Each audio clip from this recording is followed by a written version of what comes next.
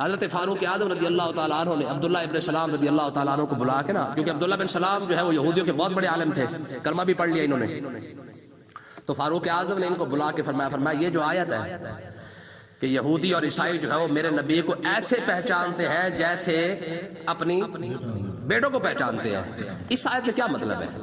یہ فاروق اعظم عبداللہ بن سلام سے پوچھ رہے ہیں۔ عبداللہ بن سلام نے کہا جناب بات سیدھی سی ہے، ہم اپنے بیٹوں کو ان کی ماؤں کی وجہ سے پہچانتے ہیں۔ ہماری بیویوں نے کہہ دیا یہ تمہارا بیٹا ہے، ہم نے مان لیا، ہمیں تو نہیں پتہ یہ ہمارا ہے کہ نہیں ہے، ہم نے اپنے بیٹوں کو اپنی بیویوں کے کہنے پہ مانا ہے۔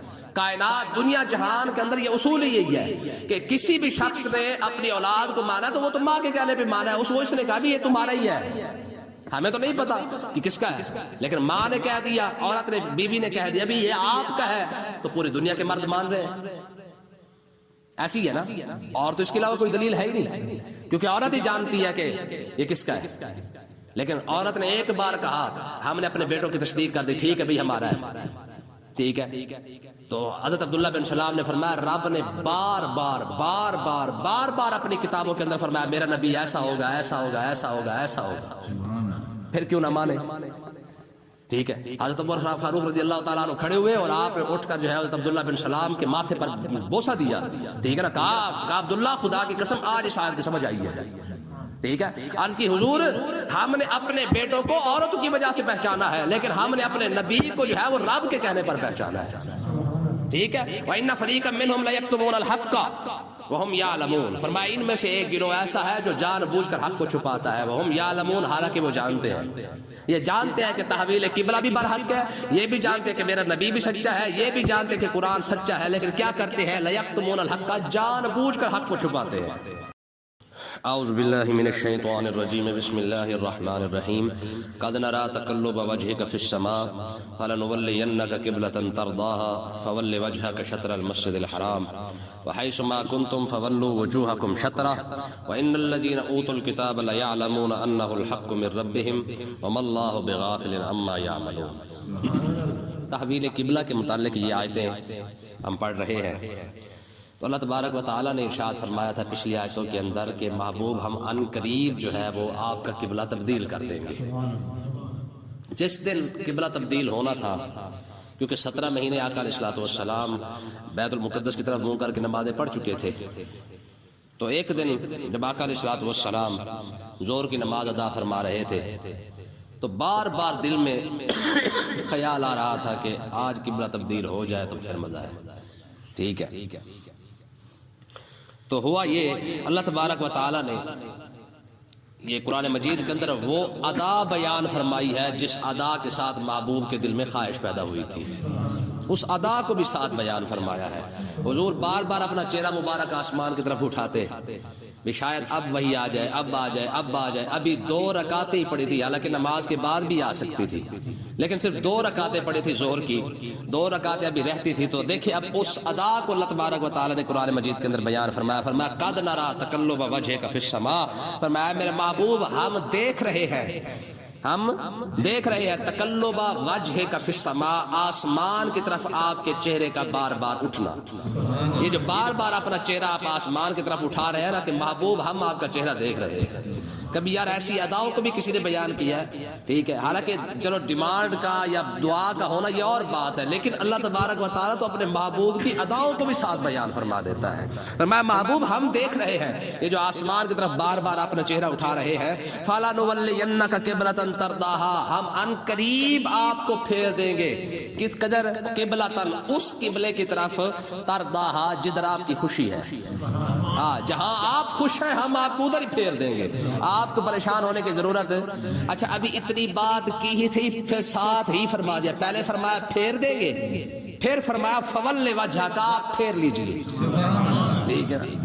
حالانکہ پہلے اتنا کہا کہ ہم پھیر دیں گے، لیکن وہ کہتے ہیں نا کہ یار پھر جب کہہ دیا ہے تو پھر پتہ نہیں کب کی بات تو ہو ہی نہیں سکتی ہے۔ فرمایا محبوب فول وجہ کا، اب بھی اپنا چہرہ پھیر لے، شطر المسجد الحرام، مسجد حرام کی طرف، ٹھیک ہے۔ یار ہے اتنا پیار والی کوئی باتیں گئی، قرآن ہے نا پیار کی اداؤں کا نام ہے، ٹھیک ہے نا؟ اس لیے یاد رکھیں، ہمارے بزرگان دین فرماتے ہیں کہ جتنے بھی انبیاء آئے ہیں سب کو اللہ تبارک و تعالیٰ نے یک بارگی جو ہے وہ کتابیں عطا فرمائی ہیں۔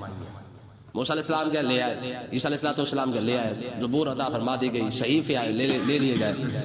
قرآن پاک 23 سالوں کے اندر نازل ہوا ہے۔ کیوں؟ فرمایا وجہ یہ ہے کہ جیسے جیسے محبوب کی ادائیں بنتی گئی ہیں رب انہی اداؤں کے ساتھ قرآن پاک کو نازل فرماتا گیا ہے۔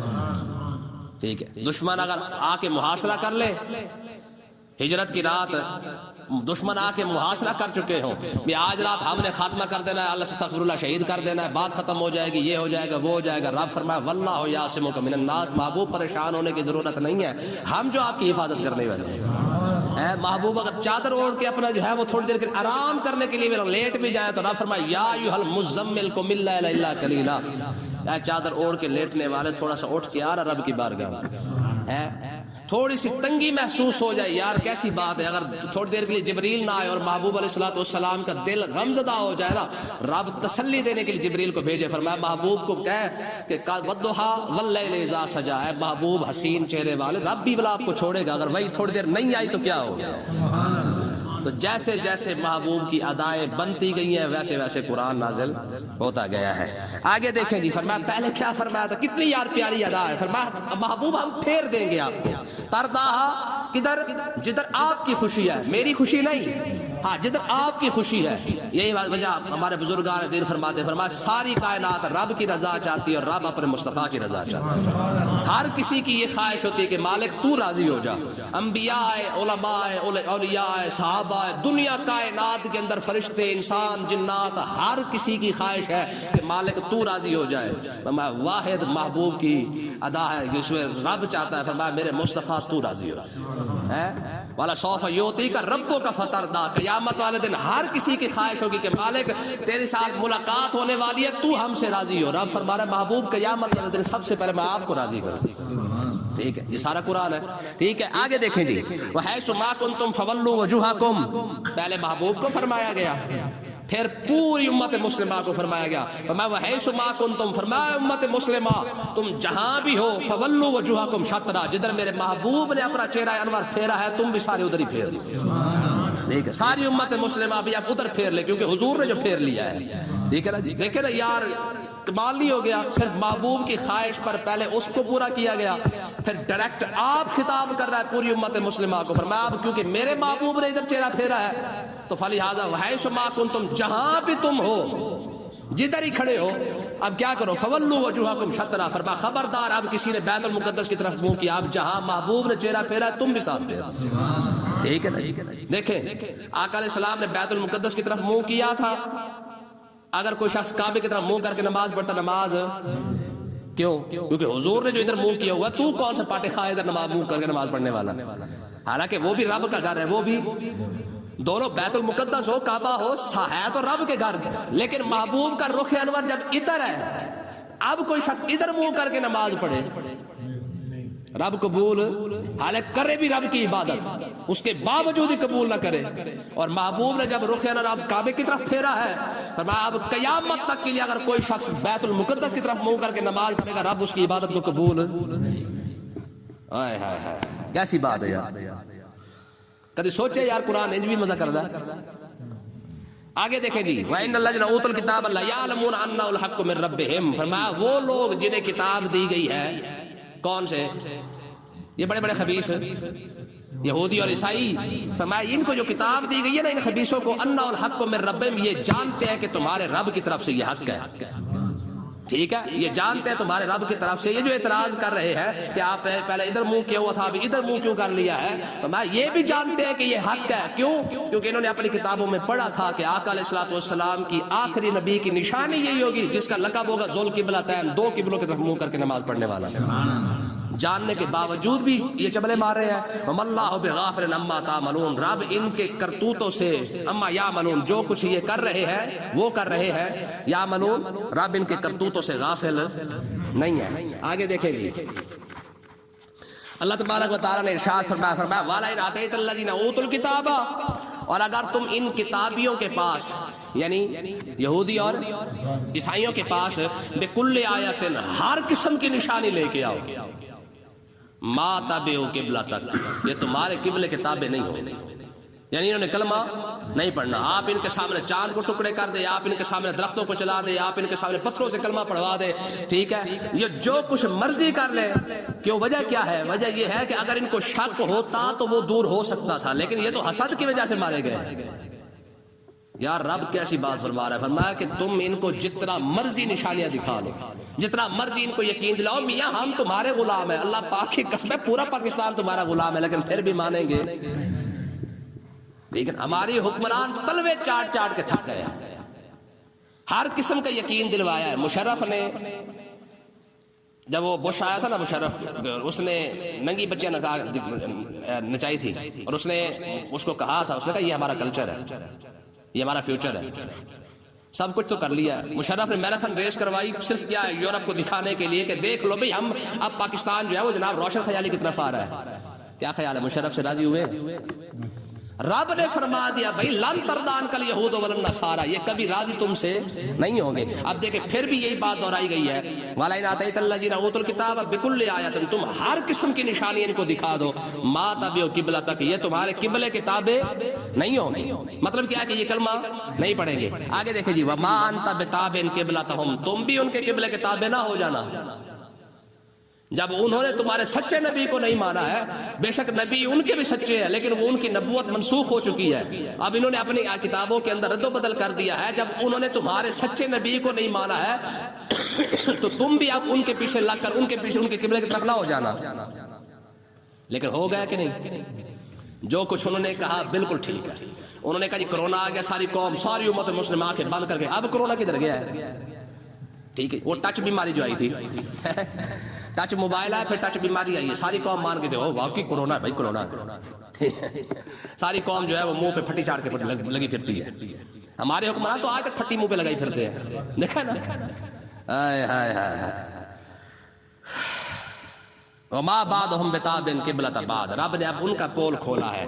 وہ کہتے ہیں اللہ تبارک و تعالیٰ نے ارشاد فرمایا میں تمہاری بات نہیں ہے، یہ آپس میں بھی ایک دوسرے کے قبلے کو نہیں مانتے. ایسا نہیں کہ ان کی آپس میں بنی بنائی ہے، یہ آپس میں بھی ایک دوسرے کے قبلے کو نہیں مانتے ہیں. یہودی اور اس نصرانی جو ہے یہ خود آپس میں کون سی پپیا جفیاں لگی ہوئی ہیں، یہ آپس میں ایک دوسرے کے دشمن ہیں. ہٹلر نے کتنا یہودی مارا ہے جی، لیکن دیکھو اس مدد کی سیاست چیک کرو. اس نے کہا تھا اس لیے تھوڑے سے چھوڑ کے جا رہا ہوں کہ امت کو سمجھ آئے، یہ پوری دنیا کو سمجھ آ جائے کہ یہودی مارنا کتنا ثواب کا کام ہے. ہاں یہ ہٹلر نے کہا تھا، اس نے کہا میں نے سارے یہودی مار دی، بس تھوڑے سے تمہارے لیے بچا کے جا رہا ہوں. تم یہ نہ کہنا کہ جناب یہ بہت بڑا ظالم تھا، تمہیں آپ پہ پتہ چل جائے گا کہ یہودی کو مارنا کتنا بڑا کام ہے.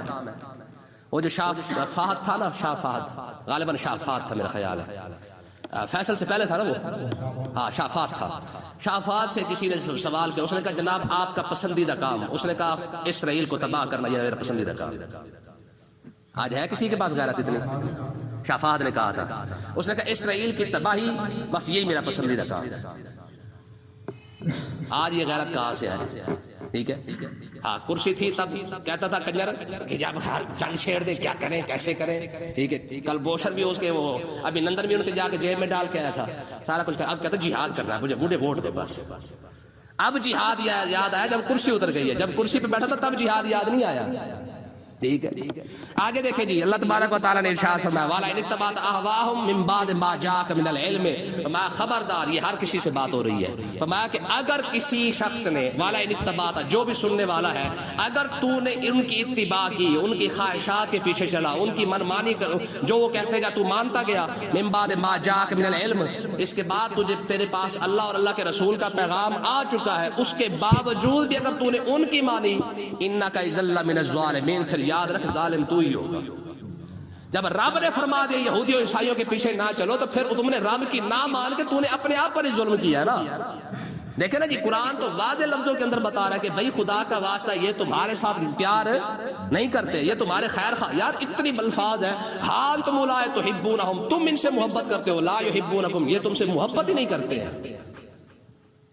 اب مجھے آپ بتائیں اس کے باوجود بھی قوم کہے نہیں وہ تو ٹھیک ٹھاک ہے ماشاءاللہ. تو اب بعض الفاظ ہونے کے باوجود بھی اگر کسی شخص کو سمجھ نہیں آتی تو اللہ تبارک و تعالیٰ نے ارشاد فرمایا بھی ہم نے تجھے قرآن بھی دے دیا، ہم نے تمہیں رسول اللہ کا فرمان بھی دے دیا، ہم نے واضح طور پر تمہیں سمجھا دیا کہ ان کے پیچھے نہ چلنا، اگر پھر بھی تو ان کے پیچھے چل رہا ہے تو پھر تو خود ہی ظالم ہے۔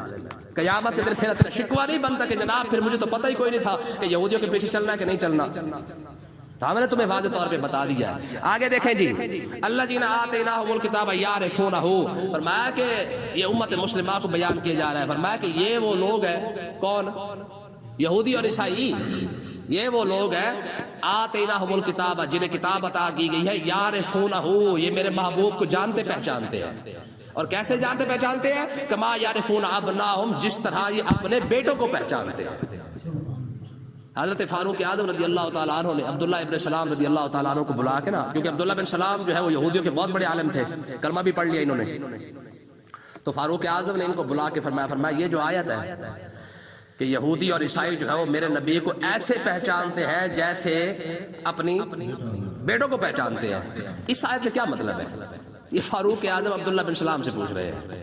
عبداللہ بن سلام نے کہا جناب بات سیدھی سی ہے، ہم اپنے بیٹوں کو ان کی ماؤں کی وجہ سے پہچانتے ہیں۔ ہماری بیویوں نے کہہ دیا یہ تمہارا بیٹا ہے، ہم نے مان لیا، ہمیں تو نہیں پتہ یہ ہمارا ہے کہ نہیں ہے، ہم نے اپنے بیٹوں کو اپنی بیویوں کے کہنے پہ مانا ہے۔ کائنات دنیا جہان کے اندر یہ اصول ہی یہی ہے کہ کسی بھی شخص نے اپنی اولاد کو مانا تو وہ تو ماں کے کہنے پہ مانا ہے، اس نے کہا بھی یہ تمہارا ہی ہے، ہمیں تو نہیں پتا کہ کس کا ہے، لیکن ماں نے کہہ دیا، عورت نے، بیوی نے کہہ دیا بھی یہ آپ کا ہے، تو پوری دنیا کے مرد مان رہے ہیں۔ ایسی ہے نا، اور تو اس کے علاوہ کوئی دلیل ہے ہی نہیں، کیونکہ عورت ہی جانتی ہے کہ یہ کس کا ہے، لیکن عورت نے ایک بار کہا، ہم نے اپنے بیٹوں کی تصدیق کر دی، ٹھیک ہے بھائی ہمارا ہے، ٹھیک ہے۔ تو حضرت عبداللہ بن سلام نے فرمایا رب نے بار بار اپنی کتابوں کے اندر فرمایا میرا نبی ایسا ہوگا، ایسا ہوگا، ایسا ہوگا، ایسا ہوگا، پھر کیوں نہ مانے؟ ٹھیک ہے۔ حضرت عمر فاروق رضی اللہ تعالیٰ عنہ کھڑے ہوئے اور آپ نے اٹھ کر جو ہے حضرت عبداللہ بن سلام کے ماتھے پر بوسہ دیا، ٹھیک ہے نا، کہا عبداللہ خدا کی قسم آج اس آیت کی سمجھ آئی ہے، ٹھیک ہے۔ عرض کی حضور ہم نے اپنے بیٹوں کو عورتوں کی وجہ سے پہچانا ہے، لیکن ہم نے اپنے نبی کو جو ہے وہ رب کے کہنے پر پہچانا ہے، ٹھیک ہے۔ وَإِنَّ فَرِيقًا مِّنْهُمْ لَيَكْتُمُونَ الْحَقَّ وَهُمْ يَعْلَمُونَ، فرمایا ان میں سے ایک گروہ ایسا ہے جو جان بوجھ کر حق کو چھپاتا ہے، وَهُمْ يَعْلَمُونَ، حالانکہ وہ جانتے ہیں، یہ جانتے ہیں کہ تحویل قبلہ بھی برحق ہے، یہ بھی جانتے ہیں کہ میرا نبی بھی سچا ہے، یہ بھی جانتے ہیں کہ قرآن سچا ہے، لیکن کیا کرتے ہیں؟ لَيَكْتُمُونَ الْحَقَّ، جان بوجھ کر حق کو چھپاتے ہیں، ٹھیک ہے۔ اور آج بھی یہ کچھ ہو رہا ہے، ٹھیک ہے۔ الحق من ربک، فرماؤ سننے والوں یاد رکھو یہ حق ہے تمہارے رب کی طرف سے، یہ قبلے کا بدلنا یہ بالکل حق ہے تمہارے رب کی طرف سے۔ فلا تکونن من الممترین، خبردار شک میں نہ پڑ جانا۔ یار رب کس طریقے سے بتا رہا ہے؟ خبردار شک میں نہ پڑ جانا، یہ تمہارے رب کی طرف سے بالکل برحق ہے۔ اب جنہوں نے کلمہ پڑھا تھا تازہ وہ تو اسلام سے پھر گئے، لیکن جو صاحب ایمان تھے وہ اس وقت بھی ساتھ کھڑے، انہوں نے کہا بھائی کام ہے ان کے غرض سے یوں ہوا کہ یوں ہوا، ہوتا ہے نا، کام ہے ان کے غرض ہے ان کے کام سے یوں ہوا کہ یوں ہوا، بس جہاں رب نے کہہ دیا ہم نے سر جھکا دیا، ہمیں کون سا مسئلہ ہے کہ اس نے کہاں جھکوانا ہے کہاں نہیں جھکوانا۔ دیکھا نا اللہ تبارک و تعالیٰ نے فرمایا فرشتوں کو وَإِذْ قُلْنَا لِلْمَلَائِكَةِ اسْجُدُوا لِآدَمَ، آدم کو سجدہ کرو، سارے سجدے میں گر کریں گے، سارے گر گئے، ایک وہ کھڑا تھا لانتی قسم کا، اس نے کہا میں کیوں کروں؟ جبریل سے پوچھا گیا بھی تم نے کیوں کیا ہے؟ کہا ہمیں کیا لگے کہ کس کے آگے سجدہ کرنا ہے کس کے آگے نہیں کرنا، جہاں اس نے حکم فرما دیا ہم نے سر کو جھکا دیا، میرے سر کو در تیرا مل گیا، مجھے اب تلاش حرم نہیں، بس ٹھیک ہے، جہاں تو نے جھکا دیا بس بندے کا کام ہی یہی ہے کہ جو حکم رب کا آ جائے چپ کر کے مان لے، اس کے اندر کیا حکمت ہے کیا مصلحت ہے، یہ بندے کو پوچھنے کی ضرورت۔ ابراہیم علیہ السلام نے پوچھا تھا جی آگ میں جا رہا ہوں کون سی حکمت ہے، بیٹے کو ذبح کر رہا ہوں کون سی حکمت ہے، آج لوگ حکمت پوچھتے ہیں جی پھر روزہ جو رکھے پھر اس میں حکمت کیا ہے؟ بھئی حکمت کا کیا مطلب ہے؟ جب رب نے حکم کر دیا مسلمان کا کام یہی ہے کہ اس کو سمجھ آئے نہ اس